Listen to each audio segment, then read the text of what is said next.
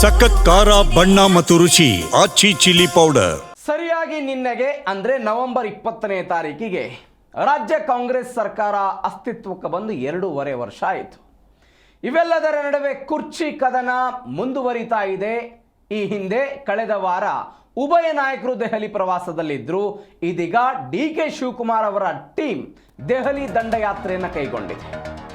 ಕಳೆದ ವಾರ ಸ್ವತಃ ಡಿ.ಕೆ. ಶಿವಕುಮಾರ್ ದೆಹಲಿ ದಂಡಯಾತ್ರೆಯಲ್ಲಿದ್ದರು. 2-3 ದಿನಗಳ ಕಾಲ ದೆಹಲಿಯಲ್ಲಿದ್ದರು. ಇದೀಗ ಅವರ ಟೀಮ್ ದೆಹಲಿಯಲ್ಲಿದೆ. ಡಿ.ಕೆ. ಶಿವಕುಮಾರ್ಗೆ ಮುಖ್ಯಮಂತ್ರಿ ಸ್ಥಾನ ಕೊಡಬೇಕು ಅಂತ ವರಿಷ್ಠರಿಗೆ ಒತ್ತಡ ಹೇರ್ತಾ ಇದ್ದಾರೆ. ಡಿ.ಕೆ. ಬಣದಿಂದ ಇವತ್ತು ವರಿಷ್ಠರನ್ನ ಭೇಟಿ ಮಾಡೋ ಸಾಧ್ಯತೆಗಳಿದೆ ಅಂತ ಹೇಳಲಾಗ್ತಾ ಇದೆ. ವೇಣುಗೋಪಾಲ್ ಅವರ ಸಮಯ ಸಿಕ್ಕಿದೆ ಅಂತ ಸದ್ಯಕ್ಕೆ ಬರ್ತಾ ಇರುವ ಡೀಟೇಲ್ಸ್. ಒಕ್ಕಲಿಗ ನಾಯಕರಿಂದ ಹೈಕಮಾಂಡ್ ಮೇಲೆ ಒತ್ತಡವನ್ನ ಹೇರಲಾಗ್ತಾ ಇದೆ. ಏನಂತ? ಡಿ.ಕೆ. ಶಿವಕುಮಾರ್ಗೆ ಅವಕಾಶವನ್ನು ಕೊಡಬೇಕು ಅಂತ. ಯಾವ ಟ್ರಂಪ್ ಕಾರ್ಡ್ ಇದೆ? ಒಕ್ಕಲಿಗ ಸಮುದಾಯ ಎನ್ನುವಂಥ ಟ್ರಂಪ್ ಕಾರ್ಡ್ ಅನ್ನು ಬಳಸ್ತಾ ಇದ್ದಾರೆ. ಡಿ.ಕೆ. ಶಿವಕುಮಾರ್ ರಾಜ್ಯದ ಮುಖ್ಯಮಂತ್ರಿ ಆಗಬೇಕು ಅಂತ ಮೇಲಿಂದ ಮೇಲೆ ಡಿ.ಕೆ. ಶಿವಕುಮಾರ್ ಬಣದ ಕೆಲ ನಾಯಕರು ಮಾಧ್ಯಮಗಳ ಮುಂದೆ ಮಾತನಾಡಿದ್ದನ್ನು ನಾವು ಗಮನಿಸಿದ್ವಿ. ಪಕ್ಷಕ್ಕಾಗಿ ಕೆಲಸ ಮಾಡಿದ್ದಾರೆ, ಅವರಿಗೆ ಅವಕಾಶ ಸಿಗಬೇಕು ಅಂತ. ಇದೀಗ ಒಂದು ಹಂತ ಮುಂದುವರೆದು ಕೇವಲ ಬೆಂಗಳೂರಿಗೆ ಸೀಮಿತವಾಗಿದ್ದ ಹೇಳಿಕೆಗಳು ದೆಹಲಿಗೆ ಶಿಫ್ಟ್ ಆದಂತೆ ಕಾಣಿಸ್ತಾ ಇದೆ. ನಿನ್ನೆ ಕೆಲವೊಂದಿಷ್ಟು ಜನ ನಾಯಕರುಗಳು ದೆಹಲಿಯಲ್ಲಿದ್ದಾರೆ. ಮಾಗಡಿ ಬಾಲಕೃಷ್ಣ ಆಗಿರ್ಬೋದು, ಚಲುವರಾಯಸ್ವಾಮಿ ಇದ್ದಾರೆ, ಬೇರೆ ಬೇರೆ ನಾಯಕರುಗಳೆಲ್ಲ ಹೋಗಿದ್ದಾರೆ. ಇವತ್ತು ಕೆಲವೊಂದಿಷ್ಟು ಜನ ದೆಹಲಿಗೆ ಹೋಗ್ತಾರೆ ಅನ್ನುವಂಥ ಡೀಟೇಲ್ಸ್ಗಳು ಕೂಡ ಇದೆ. ಹೀಗಾಗಿ ಇದು ಯಾವ ಹಂತಕ್ಕೆ ಹೋಗುತ್ತೆ? ವೇಣುಗೋಪಾಲ್ ಅವರ ಅಂದರೆ AICCಯ ಪ್ರಧಾನ ಕಾರ್ಯದರ್ಶಿ, ಈ ಹಿಂದೆ ಕರ್ನಾಟಕ ಕಾಂಗ್ರೆಸ್ನ ಉಸ್ತುವಾರಿ ಕೂಡ ಆಗಿದ್ರವರು. ಹೀಗಾಗಿ ಅವರನ್ನು ಭೇಟಿ ಮಾಡೋ ಸಾಧ್ಯತೆಗಳಿದೆ, ಸಮಯ ಸಿಕ್ಕಿದೆ ಅಂತ ಸದ್ಯಕ್ಕೆ ಬರ್ತಾ ಇರುವಂಥ ಡೀಟೇಲ್ಸ್. ನೀವು ನೋಡಿ, ಚನ್ನಗಿರಿಯ ಶಾಸಕ ಮೇಲಿಂದ ಮೇಲೆ ಹೇಳಿಕೆಗಳನ್ನು ಕೊಡ್ತಾ ಇದ್ರು, ಡಿ.ಕೆ. ಶಿವಕುಮಾರ್ ಮುಖ್ಯಮಂತ್ರಿ ಆಗಬೇಕು ಅಂತ. ರಾಮನಗರದ ಶಾಸಕ ಇಕ್ಬಾಲ್ ಹುಸೇನ್ ಯಾವ ರೀತಿಯಾಗಿ ಮಾತನಾಡ್ತಾ ಇದ್ರು ಅಂತ ಹೇಳಿದ್ರೆ, ಪಕ್ಷಕ್ಕಾಗಿ ದುಡಿದಿದ್ದಾರೆ, ದುಡಿದವರಿಗೆ ಪ್ರತಿಫಲ ಸಿಗಬೇಕು, ಹೀಗಾಗಿ ಡಿ.ಕೆ. ಶಿವಕುಮಾರ್ ಮುಖ್ಯಮಂತ್ರಿ ಆಗಬೇಕು ಅಂತ ಹೇಳಿಕೆಯನ್ನು ಕೊಡ್ತಾ ಬಂದಿದ್ರು. ಮಾಗಡಿ ಬಾಲಕೃಷ್ಣ ಹೇಳಿಕೆಯನ್ನು ಕೊಟ್ಟಿದ್ದನ್ನು ನಾವು ಗಮನಿಸಿದ್ದೀವಿ. ಅದರ ಜೊತೆಗೆ ರವಿ ಗಣಿಗ, ಮಂಡ್ಯದ ಶಾಸಕ ರವಿ ಗಣಿಗ ಹೇಳಿಕೆ ಕೊಟ್ಟಿದ್ದನ್ನು ನಾವು ಗಮನಿಸಿದ್ದೀವಿ. ಇವರೆಲ್ಲರೂ ಕೂಡ ಇದೀಗ ದೆಹಲಿಗೆ ಹೋಗಿದ್ದಾರಂತೆ.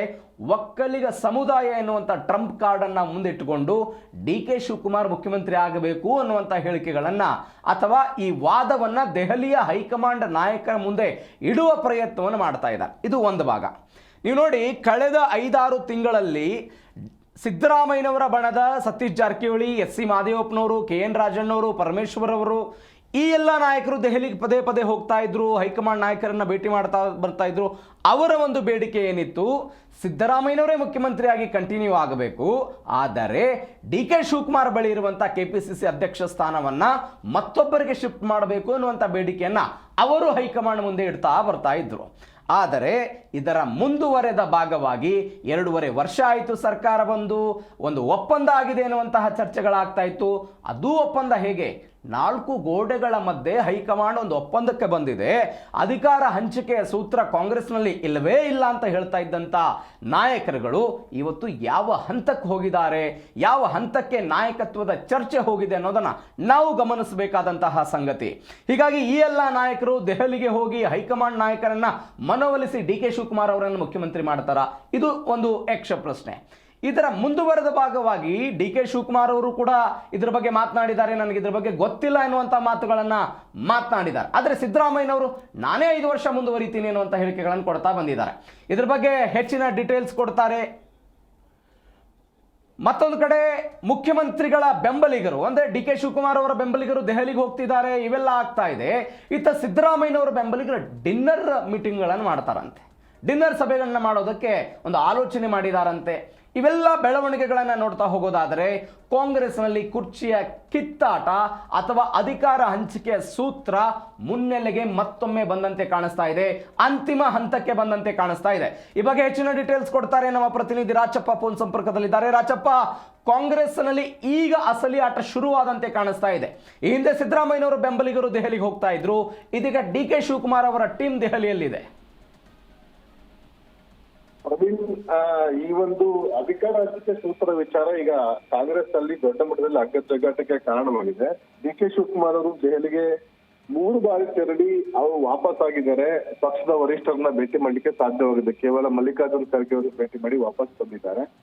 ಹೀಗಾಗಿ ಡಿಕೆ ಬೆಂಬಲಿಗ ಬಣದ ಸದಸ್ಯಗಳಲ್ಲಿ ಚಲುವರಾಯಸ್ವಾಮಿ ನೇತೃತ್ವದಲ್ಲಿ ಕುಣಿಗಲ್ ರಂಗನಾಥ್, ರಾಮನಗರ ಶಾಸಕ ಇಕ್ಬಾಲ್ ಹುಸೇನ್, ಅದೇ ರೀತಿ ಡಿಕೆ ರವಿ ಸೇರಿದಂತೆ ಹಲವಾರು ಜನ ಶಾಸಕರುಗಳು, ಅದೇ ರೀತಿ ರವಿ ಗಾಣಿಗ, ದಿನೇಶ್ ಗೂಳಿಗೌಡ, MLC ದಿನೇಶ್ ಗೂಳಿಗೌಡ ಮತ್ತು ಚಿಕ್ಕಮಗಳೂರು ಶಾಸಕರು ಸೇರಿದಂತೆ ರಾಜೇಗೌಡರು ದೆಹಲಿಗೆ ತೆರಳಿದ್ದಾರೆ. ಇವರೆಲ್ಲರೂ ಸಹ ನಿನ್ನೆ ಮಲ್ಲಿಕಾರ್ಜುನ್ ಖರ್ಗೆ ಅವರ ನಿವಾಸಕ್ಕೆ ಭೇಟಿ ನೀಡಿದ್ದಾರೆ.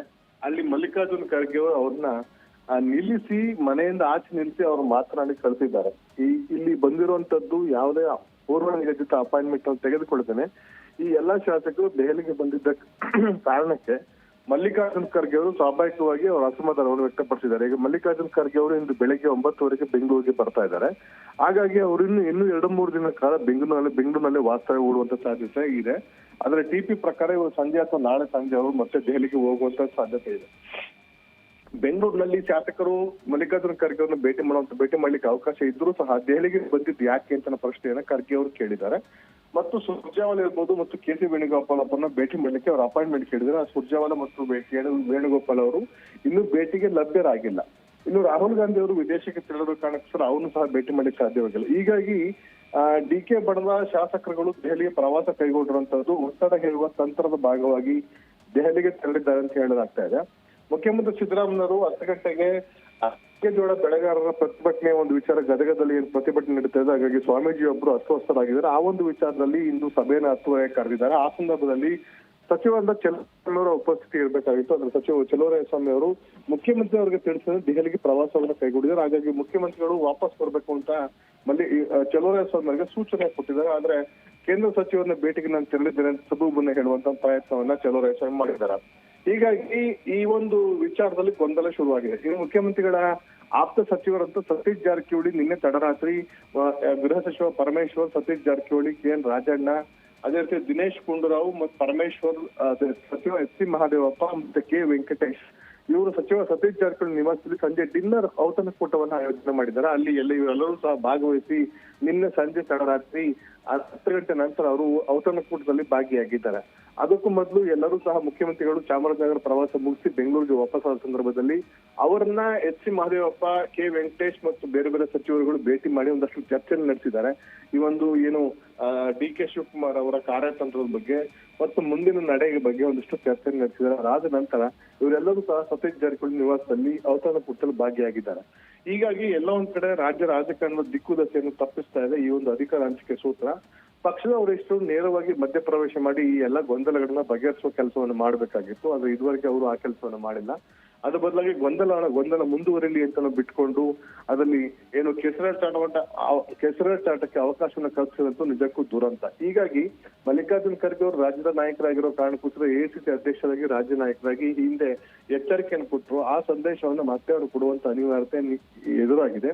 ಇಲ್ಲದಲ್ಲಿ ಕಾಂಗ್ರೆಸ್ ಪಕ್ಷದ ವರಿಷ್ಠರೇ ಸ್ಪಷ್ಟವಾಗಿ ಅಧಿಕಾರ ಹಂಚಿಕೆ ಸೂತ್ರ ಆಗಿದೆ ಅಥವಾ ಇಲ್ವಾ, ಸಿದ್ದರಾಮಯ್ಯ ಅಧಿಕಾರದಲ್ಲಿ ಮುಂದುವರಿತಾರೆ ಅಥವಾ DK ಶಿವಕುಮಾರ್ಗೆ ಅಧಿಕಾರವನ್ನು ಬಿಟ್ಟುಕೊಡಬೇಕು ಇಷ್ಟು ದಿನಗಳ ನಂತರ ಸ್ಪಷ್ಟಪಡಿಸಿದ್ದೆ ಆದಲ್ಲಿ ಈ ಎಲ್ಲ ಗೊಂದಲಗಳಿಗೆ ತೆರೆ ಬೀಳುತ್ತೆ. ಇಲ್ಲದಿದ್ದಲ್ಲಿ ಈ ರಾಜಕೀಯ ದೊಂಬರಾಟ ಮುಂದುವರಿಯುತ್ತೆ. ರಾಜ್ಯದಲ್ಲಿ ಅಭಿವೃದ್ಧಿ ಮತ್ತು ಆಗ್ತಿರುವಂತಹ ಸಮಸ್ಯೆಗಳಿಗೆ ರಾಜ್ಯ ಸರ್ಕಾರವೇ ನೇರ ಹೊಣೆ ಆಗುವಂತ ಒಂದು ಪರಿಸ್ಥಿತಿ ನಿರ್ಮಾಣವಾಗಿದೆ. ಹೀಗಾಗಿ ಈ ಒಂದು ಏನು ನವೆಂಬರ್ ಕ್ರಾಂತಿ ಮುಕ್ತಾಯ ಆಗಿ ಡಿಸೆಂಬರ್ ಕ್ರಾಂತಿಗೆ ಅವಕಾಶವನ್ನ ಕಲ್ಪಿಸಿದೆ.